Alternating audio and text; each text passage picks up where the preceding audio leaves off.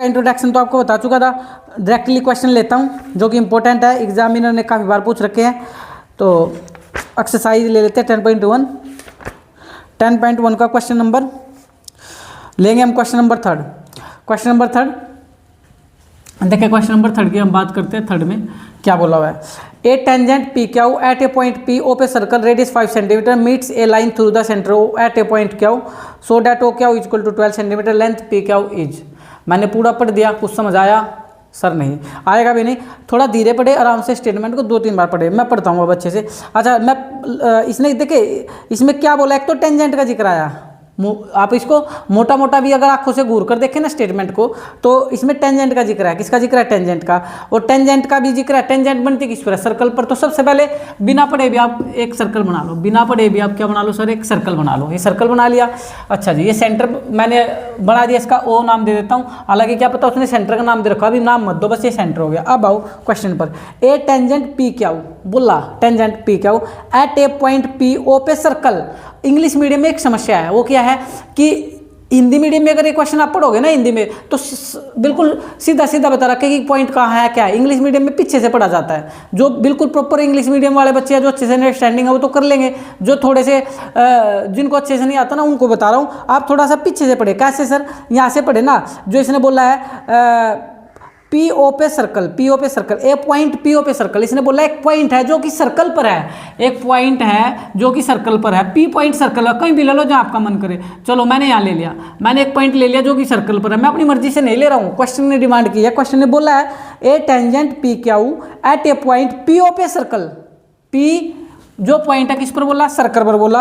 अब इसने एक टेंजेंट बना दी पी क्यू। तो टेंजेंट से बच्चों को बनानी आती है सर, टेंजेंट कैसे बनेगी? इससे गुजरती हुई, ये लो एक टेंजेंट बन गई पी क्यू। समझ आ गया? अरे टेंजेंट कैसे होती है अभी तो मैंने बताया था जी।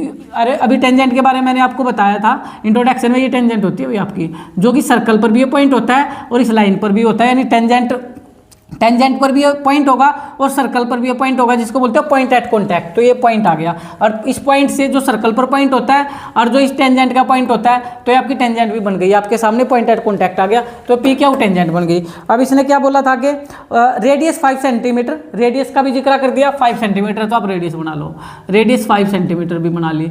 अच्छा, उसके अलावा एक चीज़ बता रहा हूँ, line through the centre O at a point Q so that O Q 12 centimetre. एक लाइन हो रहा है ओ क्यू, देखो ये अब सेंटर ये रहा ओ क्यू, इसकी भी आपको लेंथ दे दी। ओ क्यू की कितनी लेंथ दे दी इसने? 12 सेंटीमीटर। कितनी दे दी भाई? 12 सेंटीमीटर। और देखिए लास्ट में पड़े लेंथ पी क्यू। तो ये पी क्यू की लेंथ आपसे पूछ रहा है, ऐसे आपसे पूछ रहा है। फिगर भी मैंने आपको बनानी सिखा दी। अच्छा, इसने बोला था सेंटर का नाम, सेंटर का नाम बोला था ओ। सारों के नाम बोल रखे, देखिए दोबारा देखे, सेंटर का नाम ओ बोला। अच्छा, जो सर्कल पर पॉइंट है, जो सर्कल पर पॉइंट है उसका नाम पी बोला, और टेंजेंट का नाम पी क्या बोला। अब क्लियर है। अब आपको इसमें एक ही थ्योरम लगानी है, बड़ी इजी सी है, वो आपको जाननी चाहिए। सर वो क्या होती है? रेडियस और टेंजेंट। ये रेडियस है, ये रेडियस आप लोगों की जो मैंने वो डार्क कर दी, ये रेडियस है। ये जो रेडियस है, रेडियस और जो है टेंजेंट है भाई, जो ये रेडियस और ये जो है टेंजेंट है, रेडियस और टेंजेंट के बीच 90 का एंगल बनता है। ये थ्योरम है, इस थ्योरम पर हम क्वेश्चन करने वाले हैं, इसको समझे।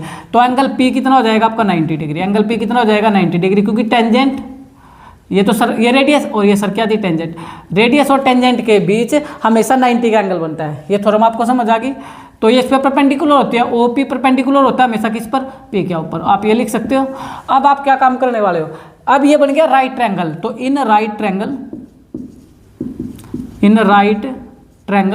P O Q, in right triangle P O Q में काम करेंगे। देखिए जिन बच्चों को नहीं पता वो देख ले एक सेकंड के लिए। ये मान लो राइट एंगल है, ये कितना है? राइट एंगल है। राइट एंगल के सामने हमेशा हाइपोटेन्यूस होता है, सभी को पता है। 90 के सामने हाइपोटेन्यूस सर, ये बेस और ये परपेंडिकुलर, ये बेस और ये परपेंडिकुलर। एक बात और क्लियर कर दूं, 90 के सामने तो हमेशा हाइपोटेन्यूस होगा, नीचे बेस होगा, ऊपर ये परपेंडिकुलर होगा, ऐसा बिल्कुल नहीं है। हाइपोटेन्यूस तो यही रहेगा, हाइपोटेन्यूस तो हमेशा यही है जो आप लोगों ने लिखा। ये बेस हो सकता है यहाँ हो, ये परपेंडिकुलर हो सकता है यहाँ हो, ये आपस में जगह बदल लेते हैं। बेस अगर यहाँ है तो परपेंडिकुलर, अगर बेस यहाँ तो ये परपेंडिकुलर। तो इसमें लड़ाई मत करना। इसमें एक्चुअली में बेस और परपेंडिकुलर कैसा पता लगता है, अगर आप वो पता लगाना चाहते हो तो फिर थीटा लेकर आओ ना।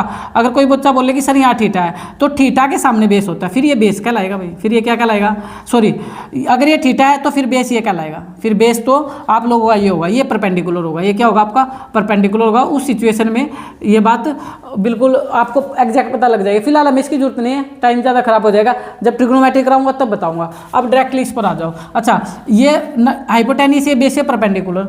अब ये यहाँ पर लगेगी पाइथागोरस थ्योरम, जो बच्चा जानता है, सर हाइपोटेनियस का स्क्वायर बेस का स्क्वायर प्लस में परपेंडिकुलर का स्क्वायर, अगर आपको ये आती है तो क्वेश्चन हो जाएगा।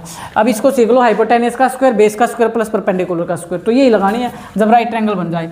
तो 90 के सामने हाइपोटेनियस, हाइपोटेनिस क्या, ओ क्या का स्क्वायर इज इक्वल टू, अब जो दो लेंथ बच गई ना उनको ऐड कर दो बस, क्योंकि उनमें कोई बेस होगा कोई परपेंडिकुलर होगा। हमें इसमें टाइम खराब नहीं करना कि सर ये बेस ये परपेंडिकुलर या बेस ये परपेंडिकुलर, नहीं, आप उनके नाम डालो, आपको पता है। अगर हाइपोटेनिस का पता लग जाए तो दो ही वैल्यू बचेंगी, जो कि एक उनमें बेस होगी और परपेंडिकुलर होगी, उनके स्क्वायर कर दो और उनका सम कर दो। तो यहाँ पर हाइपोटेनिस क्लियर है, ओ क्या हूँ, तो यहाँ क्या बच गया, ओपी बच गया, ओपी का स्क्वायर, और कौन सी लेंथ बच गई सर, पी क्या बच गई, पी क्या का स्क्वायर, बस क्लियर हो गया।